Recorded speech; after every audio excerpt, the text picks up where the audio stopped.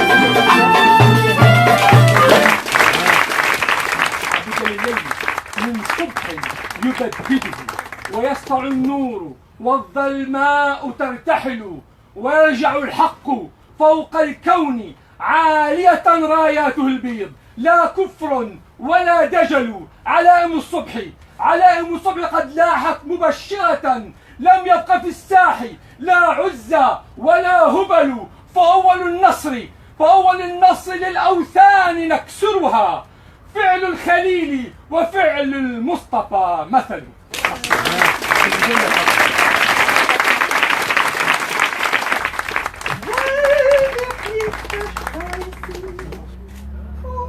Genug Windscheinheit, wie es passt der Größen.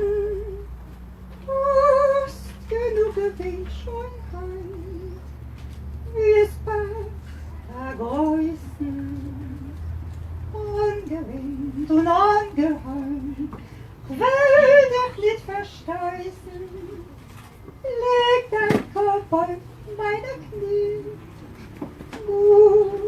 soll zu liegen, da soll zu liegen, da soll zu liegen.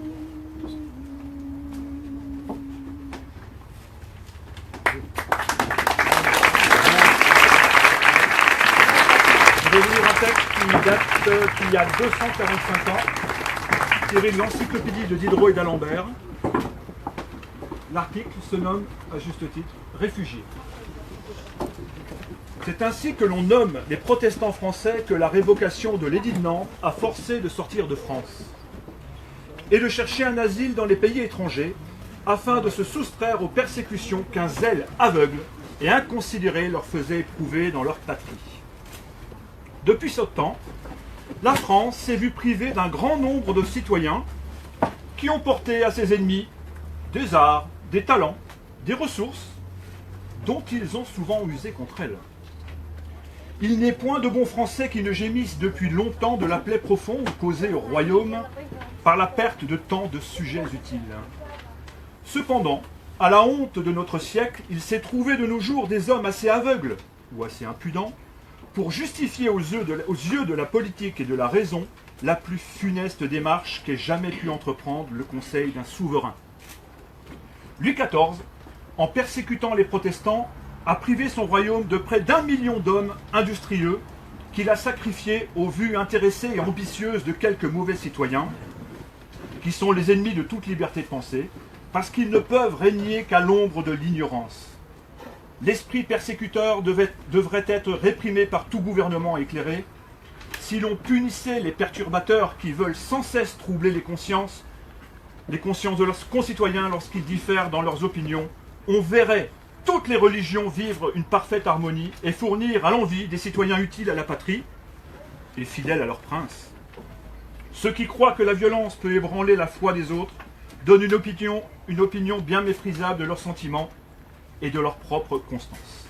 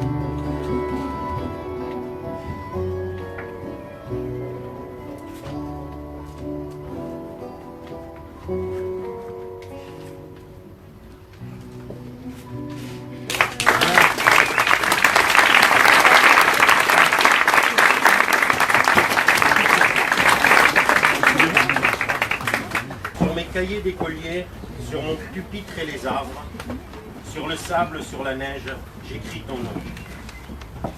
Sur toutes les pages lues, sur toutes les pages blanches, pierre, sang, papier ou cendre, j'écris ton nom.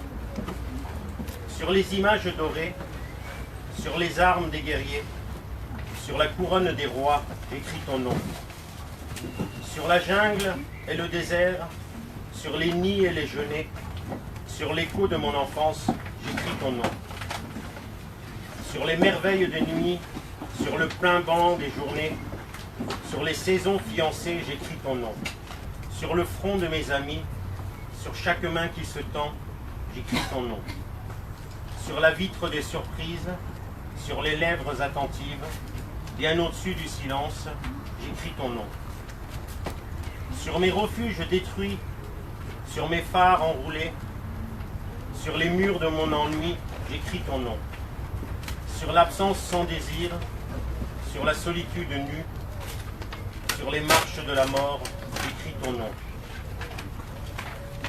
Sur la santé revenue, sur le risque disparu, sur l'espoir sans souvenir, j'écris ton nom. Et par le pouvoir d'un mot, je recommence ma vie. Je suis né pour te connaître, pour te nommer liberté.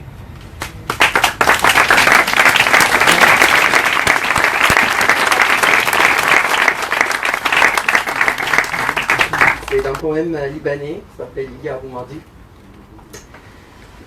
كن بلسما إن صار دهرك أرقما وحلاوة إن صار غيرك علقما أحسن وإن لم تجزى حتى بالثنى أي الجزاء الغيث يبغي إنهما أيقظ شعورك بالمحبة إن غفى لولا شعور الناس كانوا كالدمى أحبب فيغدو الكوخ قصرا نيرا وأبغض فيمسي الكون سجنا مظلما.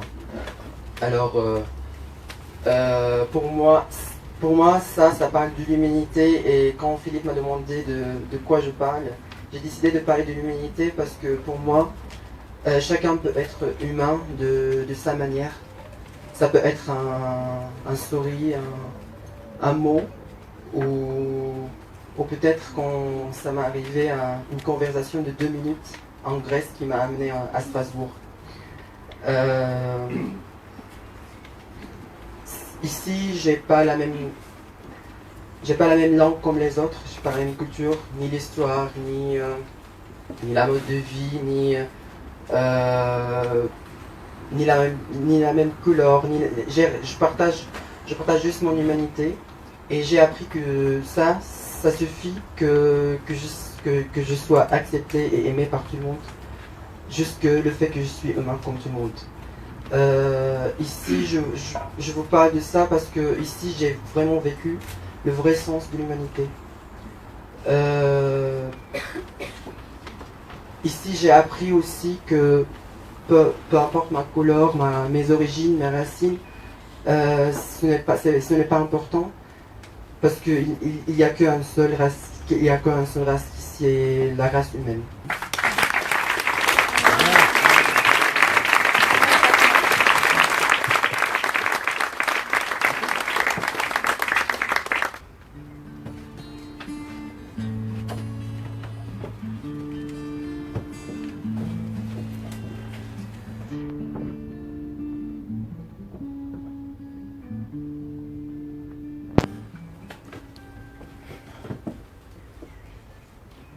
Écrasé dans mes cauchemars, cerné par mes chimères d'enfant.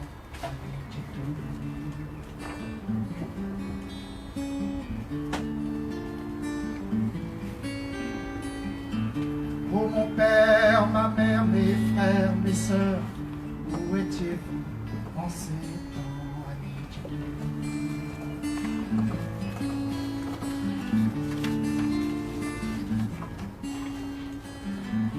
abandonné, nu à mon histoire, plein du vide de ma mémoire.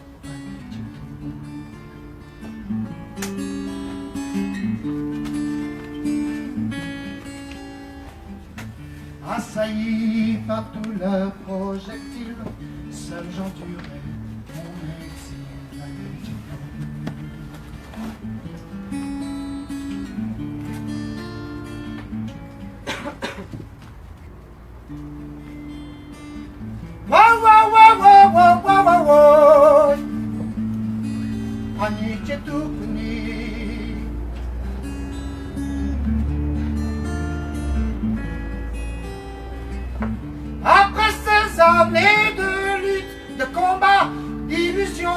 de déception, Annie Tchétouponi.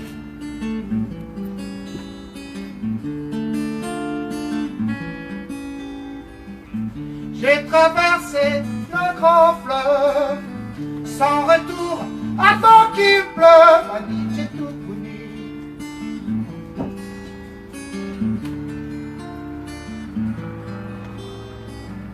Vite ton âme a croisé mon regard avant qu'il ne soit trop tard, Annie Tchétouponi.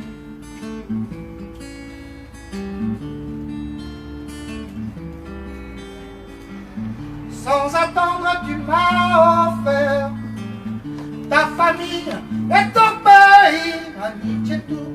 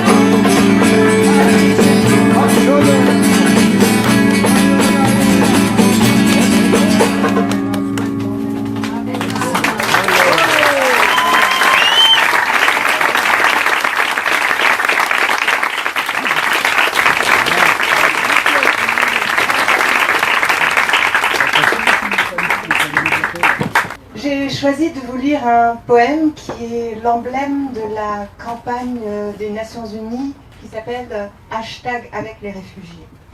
C'est un poème qui s'est inspiré des témoignages des réfugiés qui évoquent les objets qu'ils ont pris durant leur exil, des morceaux de leur vie, des morceaux de leur histoire, des morceaux de leur ancrage dans un pays qu'ils ont fui. Il a été écrit par une poétesse anglo-danoise, Jennifer Toksvig, et il s'intitule « Ce qu'ils ont pris avec eux ». Des tapis en plastique, tapis, oreillers, tente en peau d'animal, un morceau de terre du jardin enveloppé de tissu, la terre sacrée, le livre sacré, le texte sacré, rosaire et chapelet. Ma coiffure cache la clé d'un petit coffre en métal qui contient tous les essentiels pour un mariage. Bague, amulette, alliance de ma mère. J'ai perdu la mienne dans le bombardement, donc ma mère m'a donné la sienne. Mes boucles d'oreilles, je fais des bijoux, ça symbolise la liberté. Personne ne me dit quoi porter. Pendentif en cœur, pendentif de la Vierge Marie. Bracelet. Non, le bracelet n'est pas ma chose préférée. C'est Nancy. Elle est ma poupée. La nuit où nous avons fui, ma mère l'a posée sur mon lit pour pas que nous l'oublions. Mais dans la précipitation, nous l'avons laissée pour compte. Peu importe, elle continuera de regarder. Montre, digitale, analogique, portrait de famille, photo, photo de mon frère, souvenir de mon père. Je n'ai rien de chez moi. Tout a été cassé dans le combat. Nous étions sortis seulement 10 minutes. Ils ont détruit la maison autour de mon lit de malade. Les voisins m'ont entendu crier et ils sont venus m'emporter. J'ai fui avec mes enfants, ma sœur, mon frère, mon mari, ma femme, avec mon âme, avec mon sourire, avec ma vie.